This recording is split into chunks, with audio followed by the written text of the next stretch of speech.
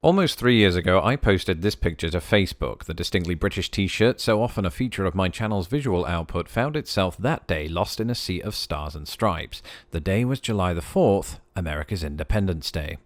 All too aware of which country the United States had defeated en route to gaining its independence, I intended such a display of national pride to be entirely tongue-in-cheek. That didn't, however, stop some of you from turning your gaze toward the second person in the picture, all the while speculating on his intentions. The guy behind me, I happen to know, was indeed a U.S. military veteran by the name of Jeff. His front porch, like that of many in the state of Indiana, bore the red, white, and blue of Old Glory, a flag in this case that outmeasured the one emblazoned on my chest by several square inches. It was also known to me that every year Jeff and his family would line up their fold-out chairs along Main Street as the deafening horns of the local fire department signified the start of the town's annual parade. As a procession of marching bands, church groups, and soon-to-be unemployed hairstylists hurled Tootsie Rolls in the general direction of jubilant children, Jeff always seemed to be in his element. Not because those Tootsie Rolls occasionally struck a child square on the face, but because he was surrounded by the people he cared for most in the world, his family.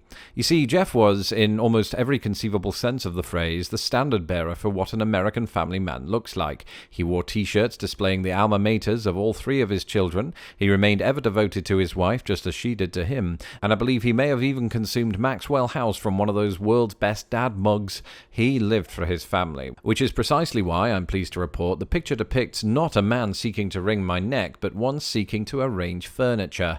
It is a snapshot, a moment in time, of Jeff briefly looking up from the meticulous work that he so often undertook to contribute to one of the most well-timed photographs ever taken on my watch. And how do I know this? Because I am one of those family members. Jeff, the guy behind me, was my father-in-law. The first time we met was in a dingy London hotel in late 2005. My recollection of the finer details of that night has waned over the years, but there is one incident that remains as clear as a starry Indiana night. My future wife and future mother-in-law had taken the lift up to the second floor, leaving me and Jeff alone in the foyer. Crucially, the reason we didn't all ascend together was that, simply put, the lift wasn't large enough for more than two persons. The ping of the doors some 5 minutes later signified the beginning of what would become the longest lift ride of my life. My future father-in-law and I, having exchanged only phatic communication, squeezed into the minuscule lift and pressed a button that in its youthful past had once bore the number 2. I remember reaching for the correct words to say as the tiny carriage screeched its way upward. I could have offered up some hilarious quips about how they don't call them lifts in America. Hilarious, but it was impossible to tell at this early stage if language-based humour was really Jeff's cup of tea.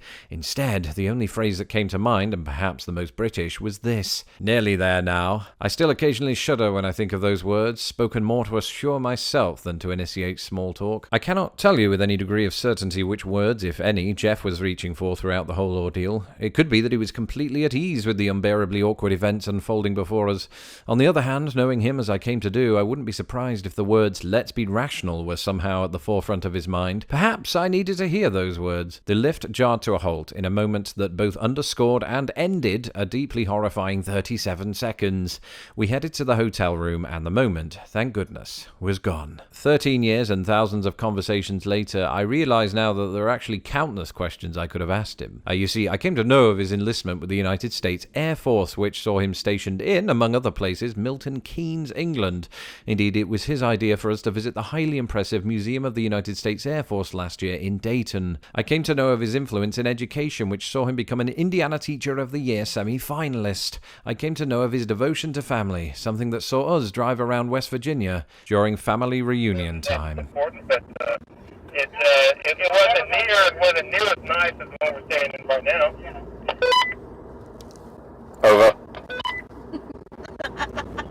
I came to know all of these things, in fact, in rather great detail, because, being the writer of the family, I was tasked with composing his obituary.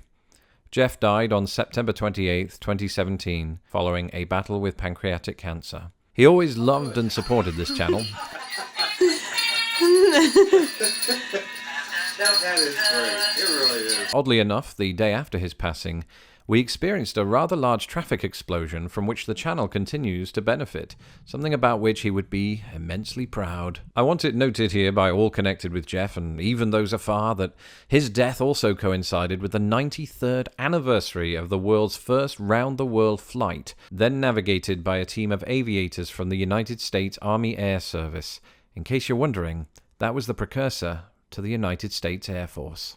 And so, that is the story of the guy behind me. Happy Father's Day.